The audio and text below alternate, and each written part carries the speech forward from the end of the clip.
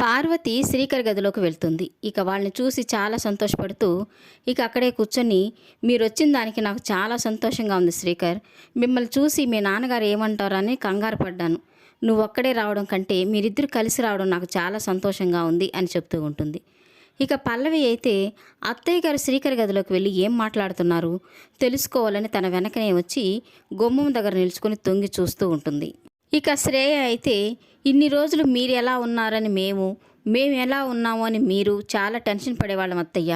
ఇప్పుడు మేము ఇక్కడికి వచ్చేసాం కదా, మామయ్య ఆరోగ్యం విషయం కానీ ఇంకేదైనా కానీ మేము చూసుకుంటాము, మీరు టెన్షన్ పడకండి అత్తయ్య అని మాట్లాడుతూ ఉంటుంది.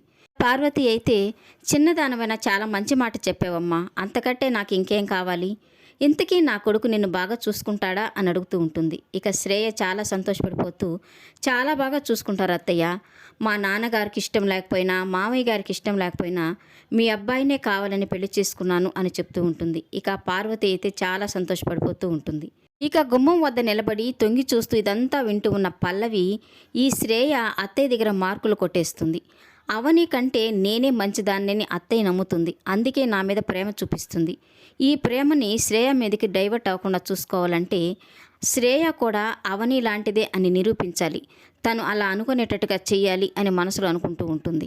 ఇక పార్వతి అయితే శ్రేయ తల్లి లేకుండా పెరిగింది శ్రీకర్, తల్లి లేని లోటు తీర్చడానికి నేనున్నాను, నీ భార్యని నువ్వు కష్టపెట్టకుండా చూసుకో అని చెప్తూ ఉంటుంది. ఇక శ్రీకర్ కూడా అలాగేనమ్మా, నువ్వు అవని వదిని ఎంత ప్రేమగా చూసుకున్నావో మాకు తెలుసు, అవని వదిని కూడా మా మీద చాలా ప్రేమగా నీకంటే ఎక్కువగా ఆలోచించేది.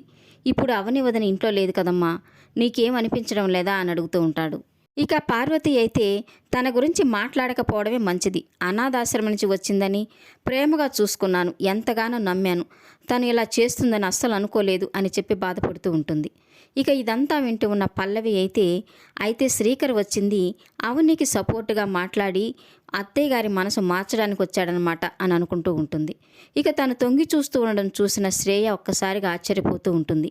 ఇక శ్రేయ తనని చూడగానే ఒక్కసారిగా షాక్ అయిన పల్లవి అక్కడి నుంచి పరిగెత్తుకుంటూ వచ్చేస్తూ ఉంటుంది.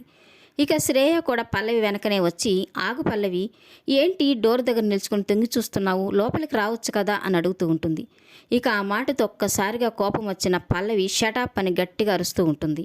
ఇప్పుడు నేనేమన్నానని పల్లవి, లోపలికి రావచ్చు కదా అన్నాను, అందులో తప్పేముంది అని అడుగుతూ ఉంటుంది. ఇక పల్లవి ఒక్కసారిగా కోపంతో రెచ్చిపోతుంది. తప్పున్నారా, ఎవరిని పట్టుకొని ఏం మాట్లాడుతున్నావు, నువ్వు ఇప్పుడు ఈ ఇంటికి వచ్చావు, నీకంటే ముందు నేను ఈ ఇంటికి వచ్చాను, తొంగి చూడడం ఏంటి తొంగి చూడడం, మాట్లాడేటప్పుడు జాగ్రత్తగా మర్యాదగా మాట్లాడడం నేర్చుకో అని అరుస్తూ ఉంటుంది.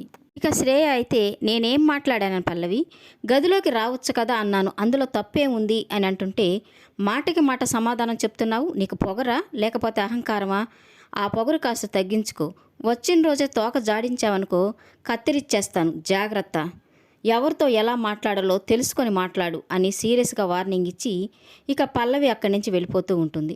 ఇక శ్రేయ ఒక్కసారిగా షాక్ అయిపోయినట్టుగా పల్లవిని చూస్తూ ఉంటుంది.